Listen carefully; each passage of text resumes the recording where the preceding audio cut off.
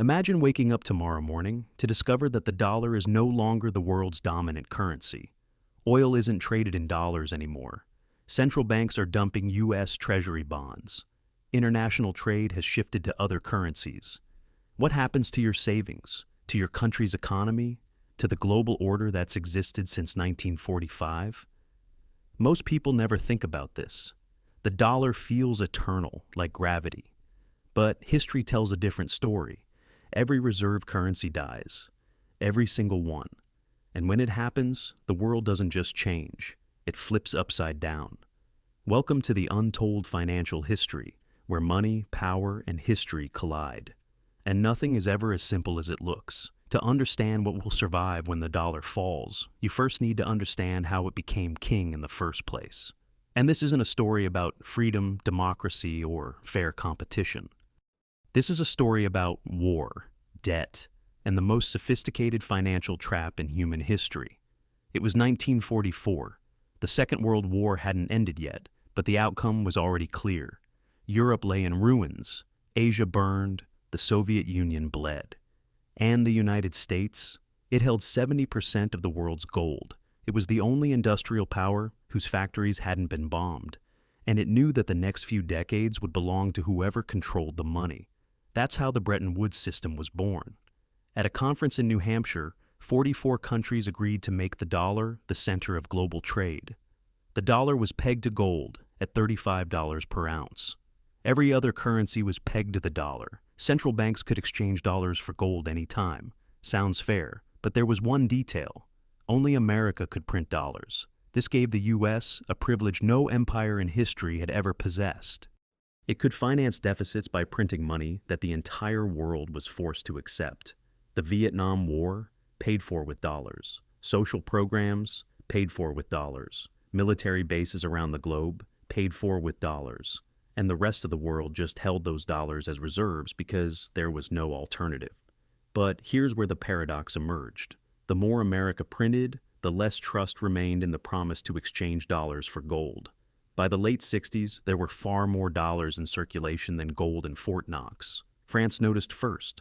President Charles de Gaulle began demanding real gold for his dollars. Other countries followed suit. Panic mounted. And then, in 1971, President Nixon did what many call the greatest financial crime of the century. He severed the link between the dollar and gold, unilaterally. Without warning, America essentially defaulted on the promise made at Bretton Woods. The dollar was no longer backed by anything except faith. You'd think that should have destroyed the dollar, but instead, America found an even smarter way to force the world to use it. Oil. In '74, the U.S. struck a deal with Saudi Arabia. The Saudis would sell oil only for dollars. In exchange, America would guarantee military protection. Other oil-producing nations followed. The petrodollar was born. Now, any country that wanted to buy energy had to get dollars first. The dollar became more than a currency. It became the infrastructure of global trade, and it worked brilliantly for decades. But here's what's critical to understand. That status wasn't granted forever. It was earned through force. And when force weakens, status disappears. Today we live in a world where the cracks are visible to the naked eye. America prints trillions of dollars every year. The debt exceeds $38 trillion. Sanctions against Russia, Iran, and China are forcing countries to seek alternatives. China and Russia trade in yuan and rubles. Saudi Arabia is discussing selling oil for yuan.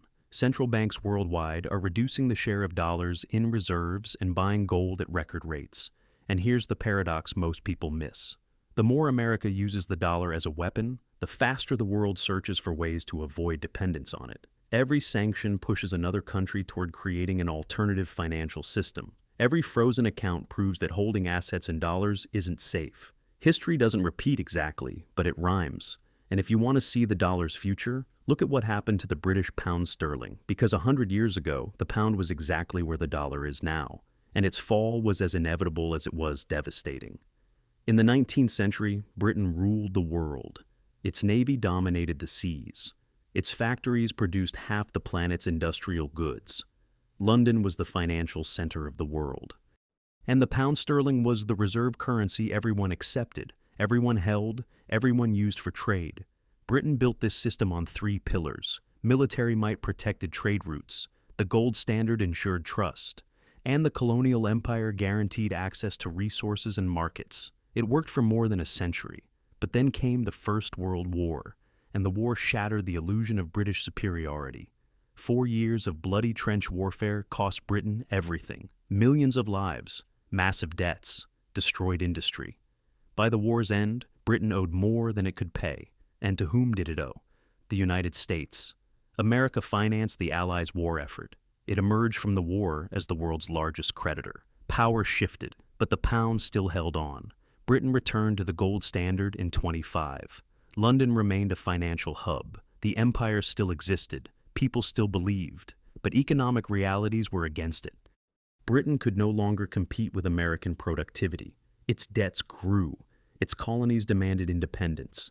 Then came the Great Depression, and the final blow, World War II. By 1945, it was obvious. Britain was broke. The pound devalued multiple times. Gold reserves depleted. The empire crumbled. By the 50s, the pound had lost its status as the main reserve currency. The dollar took its place, and nobody asked Britain's permission.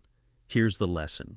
Reserve currencies don't die in a day. They die slowly. First cracks, then debts, then a crisis of confidence, then alternatives, and finally collapse. But decades pass before the collapse. Decades during which people continue to believe the system is stable, that status is permanent, that nothing can go wrong.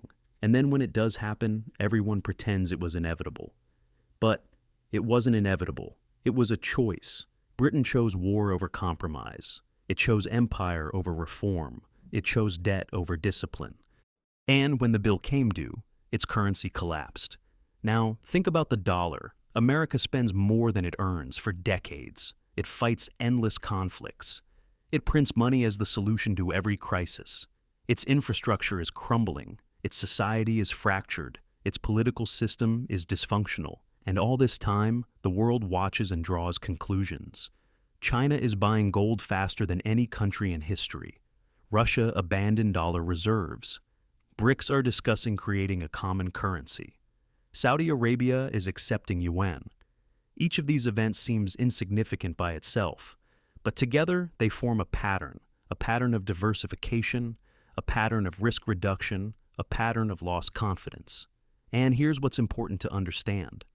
The dollar won't collapse because economists decide so. It will collapse because the world decides that holding it is too risky, because alternatives become more attractive, because trust disappears. But here's the paradox. Even when people know the system is dying, they keep using it, because alternatives aren't ready yet, because habit is strong, because everyone else is doing the same, until they stop. And now, here's the interesting part. What actually happens when a reserve currency dies? What survives in the chaos that follows? And what does it mean for you, your money, your future? When the pound sterling lost its status as the main reserve currency, the world didn't stop. It adapted. But adaptation was painful, uneven, and cruel to those who weren't prepared.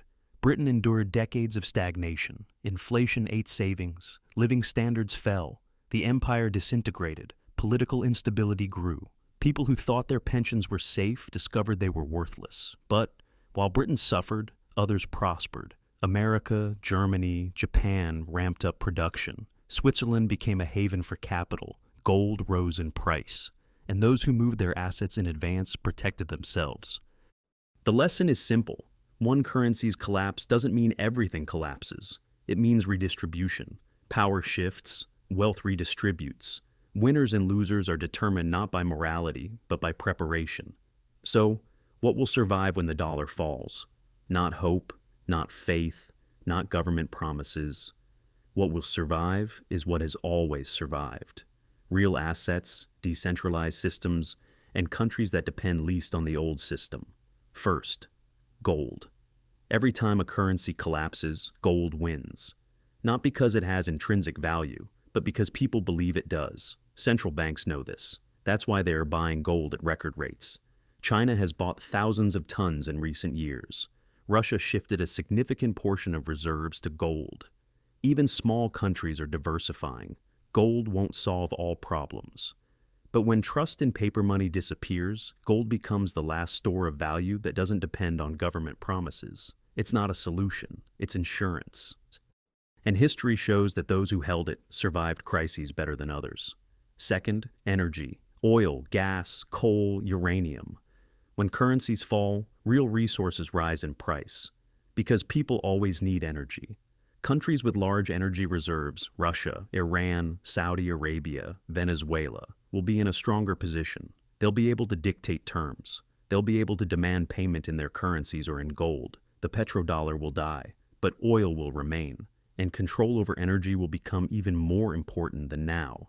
If your country depends on energy imports, it will be vulnerable. If it produces energy, it will gain leverage. Third, food and water. When currencies collapse, inflation skyrockets. And the first thing people buy is food. Countries with strong agriculture will survive better. Countries dependent on food, imports will face hunger or social unrest. Real assets, land, farms, access to fresh water, will become critically important. Paper money may devalue, but nobody will refuse food.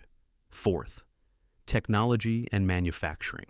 Whoever controls supply chains, microchips, factories, innovation, will control the future. China understands this better than anyone. That's why it dominates manufacturing, rare earth metals, green energy technologies. When the dollar falls, China won't lose the ability to produce, but those who depend on imports will lose. Fifth, decentralization. Cryptocurrencies, Bitcoin, blockchain technologies don't depend on central banks. They're not controlled by governments. They work as long as there's internet. Bitcoin may not become the new reserve currency, but it will become an alternative for those who don't trust the dollar, yuan, or euro. Decentralized systems survive because they don't require a center. And when centers collapse, that's their main advantage. Sixth, alliances in geopolitics. Countries that united before the collapse will survive it better. BRICS, Shanghai Cooperation Organization, regional trade blocs will become more important than global institutions controlled by the West. The IMF and World Bank will lose influence. New structures will take their place. But here's what's important not to be deceived by. The new system won't be fairer than the old one. It will just be different. China isn't building an alternative to the dollar to free the world. It's building it to control the world by its rules. Power doesn't disappear, it changes flags. Now, the question that concerns you most. What does this mean for your money? What should you do? If your savings are in dollars, you're at risk. If your country depends on dollar reserves, it's vulnerable. If your job is tied to the global dollar system, you're in danger. Here's the uncomfortable truth. Diversification doesn't guarantee protection, but its absence guarantees losses. If you hold all your assets in one currency, you're betting that this currency will survive the next crisis. History says that's a bad bet. Gold, real estate, stocks in manufacturing companies, energy assets, cryptocurrencies, each of these instruments has risks.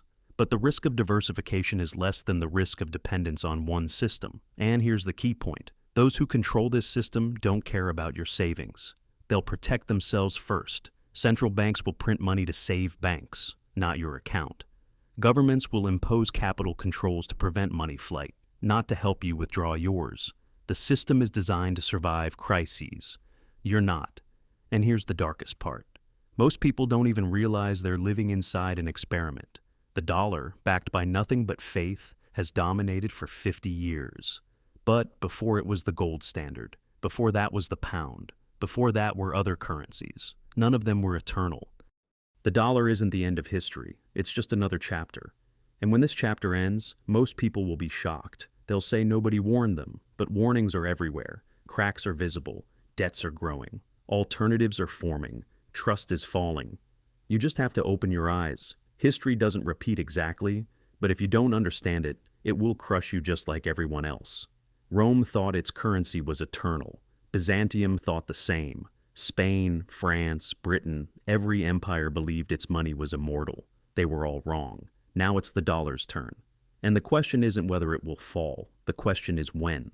And will you be ready when it happens? Because what will survive when the dollar falls isn't systems built on faith. It's assets based on reality. It's countries that produce, not print.